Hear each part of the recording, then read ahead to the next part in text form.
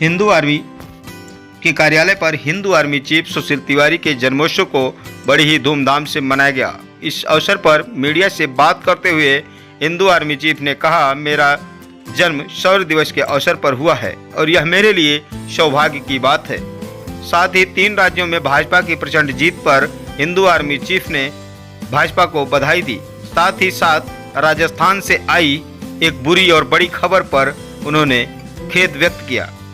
Hindu army chief ने कहा, जिस तरीके से करणी सेना के अध्यक्ष सुखदेव सिंह गोगामेडी की निर्मम हत्या की गई है, उससे देश के युवाओं में रोष व्याप्त है। हिंदू आर्मी करणी सेना के साथ इस अवसर पर खड़ी है और हमेशा खड़ी नजर आएगी। साथ ही साथ हिंदू आर्मी चीफ ने भीम आर्मी चीफ चंद्रशेखर रावण पर कड़ी प्रतिक्रिया व्यक्त करते हुए कहा कि हमारी सरकार से यह मांग है कि चंद्रशेखर रावण और उनके भीम आर्मी को आजीवन बैन किया जाए, जिससे कि इस देश के युवाओं को भ्रमित करने से बचाया जा सके, क्योंकि भीम आर्मी लगातार देश के युवाओं में जात पात की भावना उत्पन्न कर रही है, जिससे कि युवाओं में रोष व्याप्त होता जा रहा है और यह कहीं न कहीं देश के लिए घातक है। तो आइए चलते हैं इस खबर के विस्तार में। देखिए, पहले तो इस जघन्य अपराध के लिए जो है कोई क्षमा नहीं है।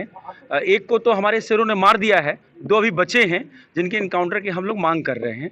और हिंदू आर्मी, हिंदू युवा वाहिनी, हिंदू समाज पार्टी, हम समस्त संगठन करणी सेना के साथ हैं और हम राष्ट्रव्यापी स्तर पर इस अभियान को लेकर चलेंगे कि उन जो 2 दरिंदे बचे हैं जिनको पुलिस अभी बिरयानी खिला रही है वहाँ की, मुझे समझ में आता है कि वो कांग्रेस शासित पुलिस है, वो भी तो अभी तो सरकार चेंज हुई नहीं है, लेकिन जिस तरीके से करणी सेना ने ये बोला है कि हम शपथ तब लेने देंगे जब उन लोगों का या तो इनकाउंटर हो जाए या उनका स्पॉट द फैसला हो, स्पॉट द पॉइंट पे। तो मैं ये समझता हूँ उस जो बयान है उसके साथ हिंदू आर्मी है, करणी सेना के साथ। इस विपदा की घड़ी में जब हमने एक हीरो को खो दिया, दिल्ली के अंदर जब ब्राह्मण बनिया भारत छोड़ो का नारा लगाने वाले वामपंथियों को सबसे पहला टक्कर देने वाला वो हमारा हीरो सुखदेव सिंह जी थे। और हिंदू आर्मी ने आज इस शौर्य दिवस पर, हमारे जन्म दिवस पर जो है स्पेशली करणी सेना को समर्थन देने के लिए प्रेस वार्ता बुलाई। और भारतीय जनता पार्टी ने 3 प्रदेशों के अंदर जो प्रचंड जीत दर्ज की है और तेलंगाना में एक अच्छा मतलब उत्साहवर्धन 1 से 10 सीट पे आई है, तो वो भी एक विषय था। कुल मिलाकर हमारा मानना ये है कि रडार पे तो हिंदू वाहिनी के अध्यक्ष भी हैं, हिंदू समाज पार्टी के अध्यक्ष भी हैं, प्रवक्ता भी हैं, जैसे कमलेश तिवारी चले गए, देख रहे हैं आके धारदार हथियार से लोग काट दे रहे हैं। तो थोड़ा सा भारत के जितने भी हिंदू हमारे हृदय सम्राट और जो लीडरशिप में हैं, मैं इस समय ये चाहता हूं कि वो थोड़ा सा सावधानी बरतें, क्योंकि ये जो दुष्ट प्रवृत्ति और विधर्मी हैं ये एक्टिव हो गए हैं। और आपके चैनल के माध्यम से आज इस जन्म दिवस और शौर्य दिवस पर मैंने ये भी कहा कि ये मेरा सौभाग्य है कि मैं 6 दिसंबर को पैदा हुआ, उसी दिन बाबरी मस्जिद का विध्वंस हुआ। तो ये अच्छा दिवस है और इस शौर्य दिवस को हम लोग अपने इस जन्म दिवस में भी मनाते हैं। और एक दुख की खबर जो आई थी उसके लिए हम लोग बहुत दुखी हैं और हमने सच्ची श्रद्धांजलि भी आज अर्पित करी सुखदेव सिंह जी को। और हम करणी सेना के साथ हमने समर्थन भी दिया। साथ में हमने एक प्रमुख मांग रखी कि भारत में अगर दुश्मनों को पहचानना है तो वो पहले एक सीमित संगठन हुआ करते थे जिसपे राष्ट्रीय स्तर पर बैन लगा। उसके बाद हिंदू आर्मी, हिंदू युवा वाहिनी और तो समस्त संगठनों ने मिलकर PFI पे बैन की मांग करी किया था आप लोगों ने, तो उसमें आज रोक लगी, एक बड़ी सफलता मिली। लेकिन आज भी हम भीम आर्मी जैसे इतने जो ये गंध फैले हुए हैं, जो इस्लामिक एजेंट हैं, इस्लामिक दलाल हैं, जो सर्वविदित है कि PFI के एजेंट हैं, और इनको सरकार की इनके प्रति जो इनको बैन न करने के प्रति जो उदासीनता है, मैं समझता हूं कि उस उदासीनता से निकल के जिस तरीके से बुलडोजर विधर्मियों पे चल रहा है, ये असली छुपे हुए विधर्मी हैं जो इस्लामीकरण और देश को जात पात में बांटने का काम और दंगा भड़काने का काम, झूठा आरोप लगाने का काम, ये चाहे राजरत्न अंबेडकर हो, अपने आप को अंबेडकर का पता नहीं पोता बताता है झूठे मुठ्ठे, और इस तरीके से भीम आर्मी का जो चंद्रशेखर अपने आप को रावण कहता है। हमने कहा कि उसके पिता ने ये सोच के रखा होगा कि चंद्रशेखर आजाद तिवारी जैसे बलिदानी बनेगा, इसलिए चंद्रशेखर नाम रखा था, लेकिन उसने नाम डुबा दिया। सुशील जी, बीच में मैं रुकना चाहूंगा। अभी आपने जात पात की बात बोली, अभी मौजूदा सरकार में भी कुछ ऐसे मंत्री हैं जो जाति जनगणना की बात करते हैं, तो क्या आपको लगता है कि जाति जनगणना हो जाने से, और क्या हिंदू आर्मी इसके पक्ष में है? देखिए, वो मानसिक रोगी है। हम लोग जातीय जनगणना के पक्ष में नहीं है, हम हिंदू राष्ट्र के पक्ष में हैं। जो मूल कारण, हम जनसंख्या नियंत्रण के पक्ष में हैं, हम देश में एक शिक्षा एक समान नागरिक संहिता के पक्ष में हैं। ये जातीय जनगणना करे क्या क्या कर लोगे आप, क्या उसे साबित कर लोगे?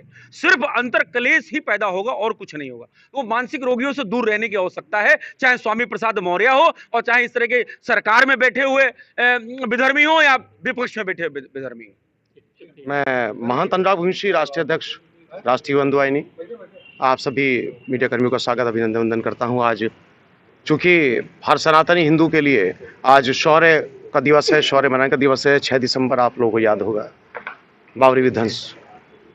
और आज हमारे परम मित्र, हमारे प्रिय अनुज, हिंदू आर्मी के चीफ सुप्रीमो हमारे सुशील तिवारी का जन्मदिवस है। मैं दोनों ही अवसर पर हार्दिक शुभकामनाएं, आशीर्वाद। साथियों, हिंदू आर्मी का और हिंदू वाहिनी का और हिंदू समाज पार्टी का लक्ष्य कोई अलग नहीं है। कमलेश तिवारी जी मारे गए, सुशील तिवारी पर कई बार हमले हो चुके हैं। मुझ पर 1 नवंबर में जानलेवा हमला हुआ पीजीआई थाना क्षेत्र में, गोली चला जिहादी के द्वारा, लेकिन पीजीआई थाना पुलिस 26 दिन तक उसको दबाए बैठी रही। जब हमने मुख्यमंत्री पर दिल्ली तक पहुंचाया तो 26 दिन बाद लोगों ने एफआईआर दर्ज किया, कोई अपराधी आज तक नहीं पकड़ा गया। पीछे भी तालिबान से धमकी आया। हम मजार मुक्त, मदरसा मुक्त, जिहादी मुक्त और जयचंद मुक्त भारत की कल्पना करते हैं, हिंदू राष्ट्र की कल्पना करते हैं। उस कल्पना को कल्पना में नहीं रहने देंगे। जब तक जीवित रहेंगे और आखिरी सांस तक जिएंगे, हिंदू राष्ट्र की स्थापना के लिए काम करते रहेंगे। और अभी एक जो दुखद खबर मिली सुखदेव सिंह गोगामेड़ी जी का, जो राष्ट्रीय राजपूत कल्याण सेना के राष्ट्रीय अध्यक्ष थे, उनकी विभत्स हत्या कर दी गई घर के अंदर, तो ये इस बात की ओर इशारा करती है कि कमलेश तिवारी, फिर अनुराग रघुवंशी, सुशील तिवारी, शिशिर चतुर्वेदी जी, सभी के पीछे जिहादी तत्व लगे हुए हैं।